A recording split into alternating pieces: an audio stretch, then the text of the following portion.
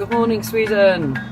Afternoon here, Wales, cloudy but reasonably beautiful. I'm Bariane Rowlands. I'm going to read from a book that I'm trying to finish called Naked Sobriety. So I will begin. Welcome to my pond, my garden, and I will begin with Naked Sobriety. But anyway, good morning, Sweden. Naked Sobriety. An absence, the penumbral yearnings, sand grains billow across skin, settle to refract sun musings, squinted eye shapes light into trails, cold pockets turn to warmth beneath leafage, the choice of a whim to study simply just anything, human or animal, sympathetically frolicking or alone. It is all superfluous.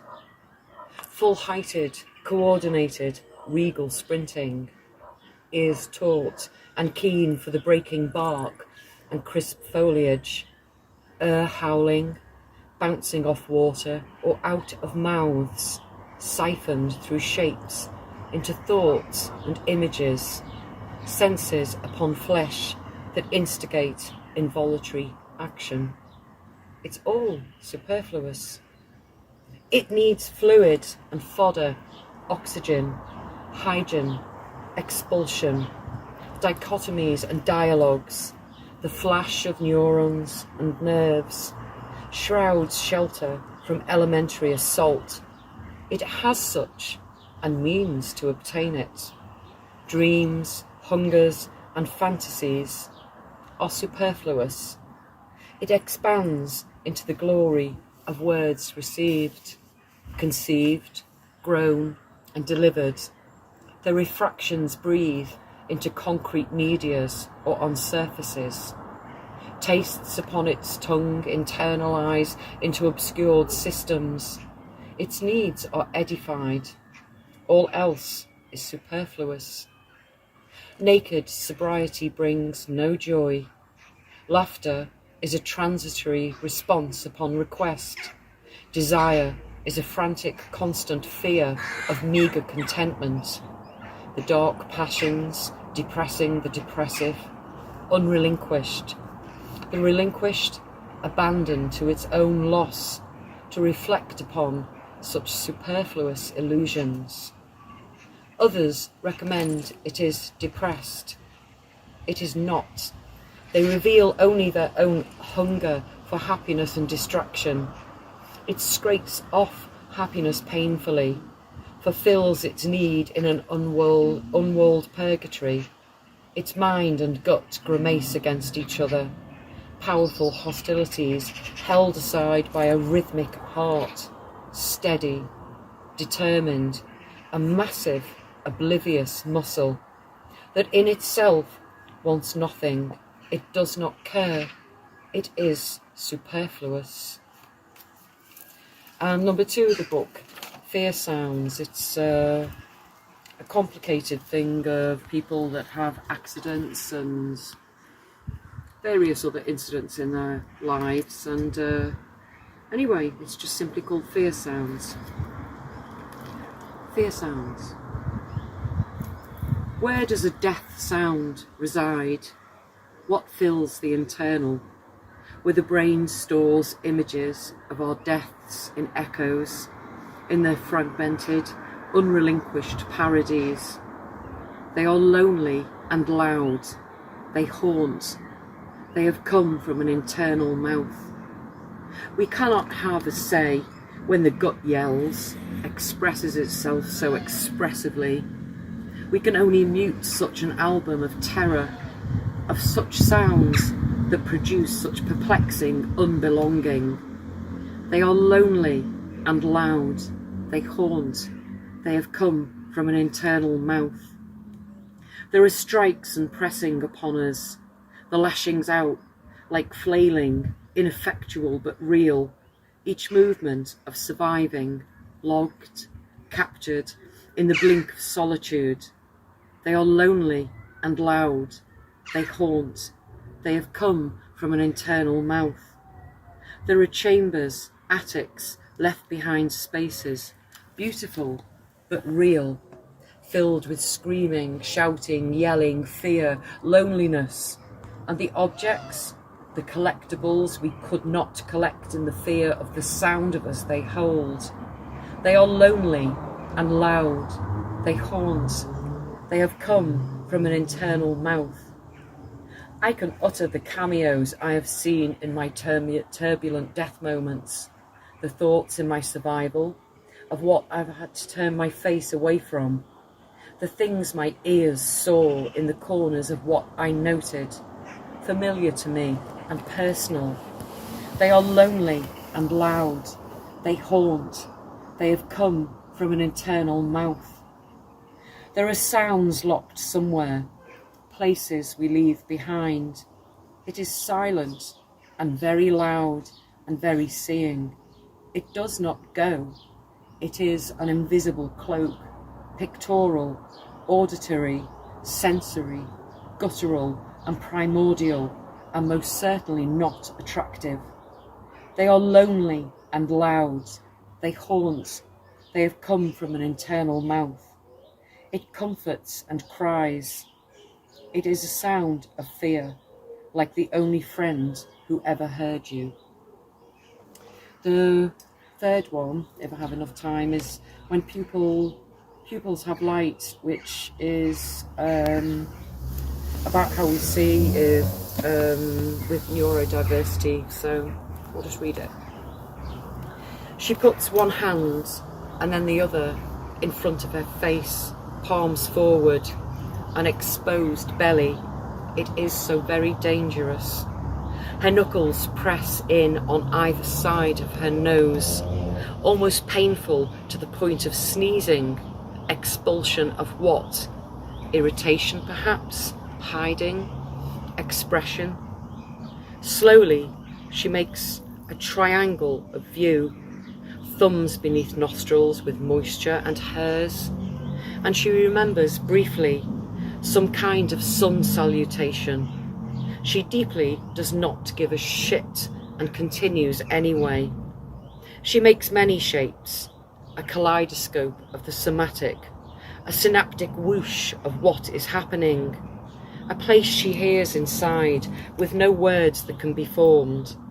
But the other view, the peripheral, the shadows, echoes, the camera lucida, the refractions of smudged knowing. If she makes a hand cone, blinkers herself completely, she will simply stare and nothing happens.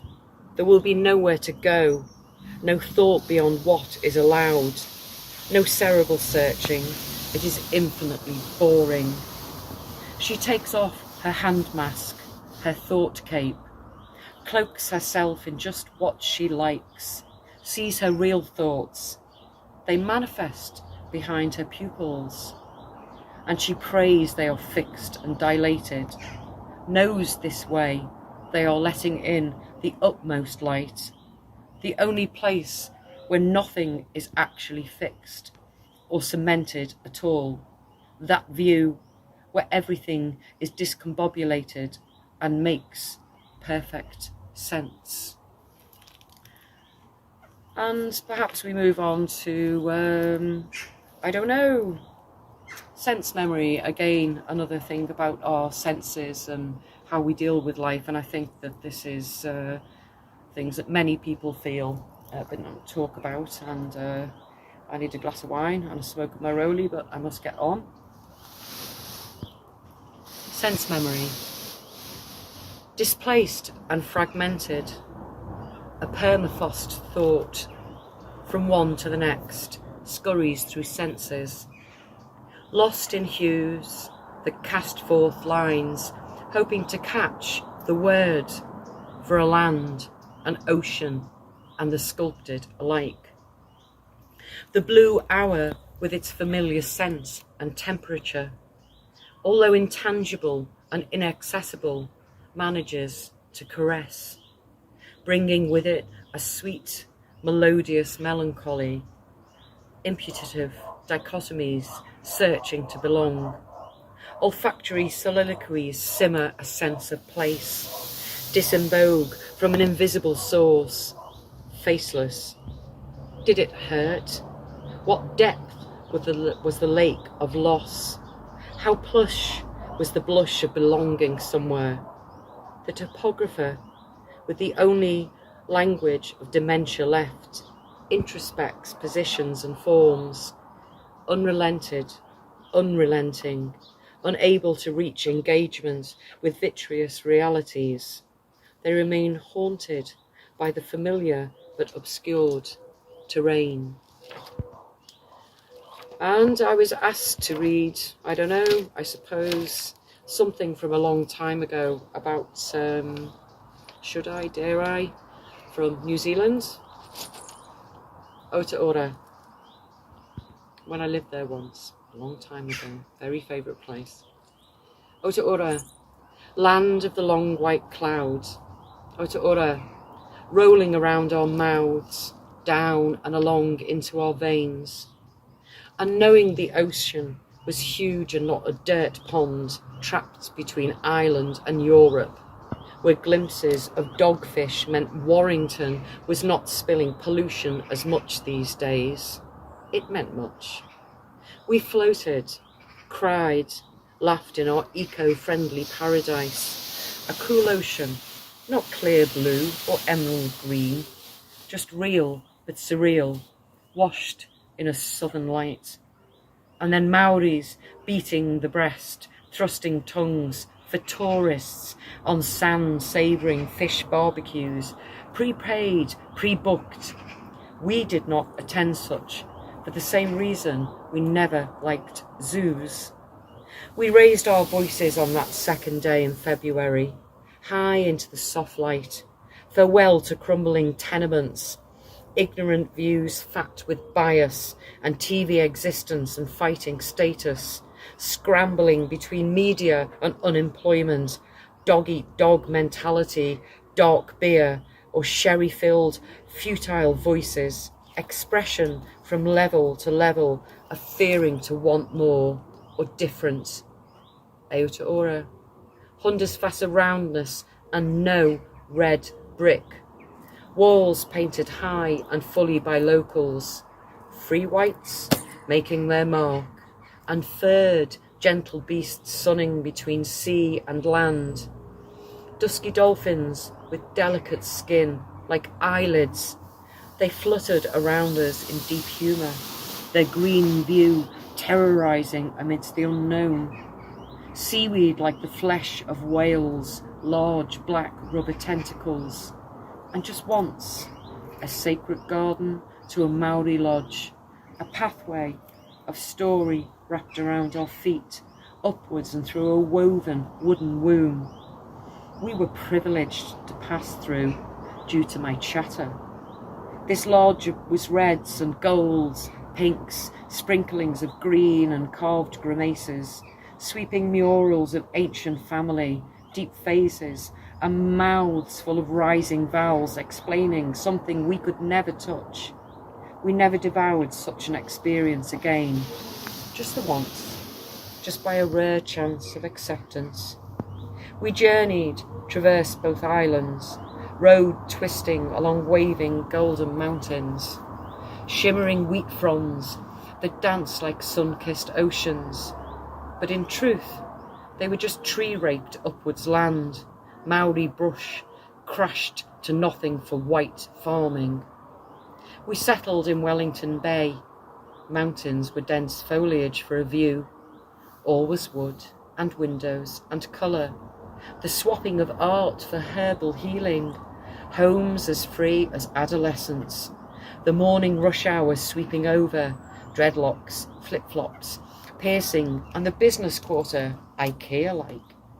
We stayed and shared, we wrote, we danced, we talked, we painted, with Israel, France, Uruguay, Russia, Holland, Iraq, and Pakeha, of course, all but Maori, found only to be in prefab poverty, clinging together in our lost fantasies and spirit.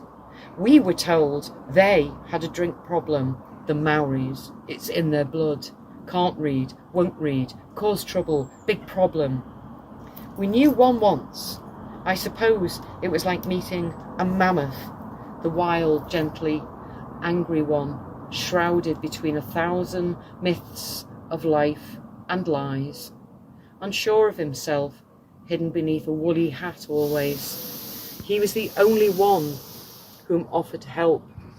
We wrote letters for a while, back and forth, forth and back, in the hopes immigration would give us status, a token gesture that Maoris could be heard, and it did not work.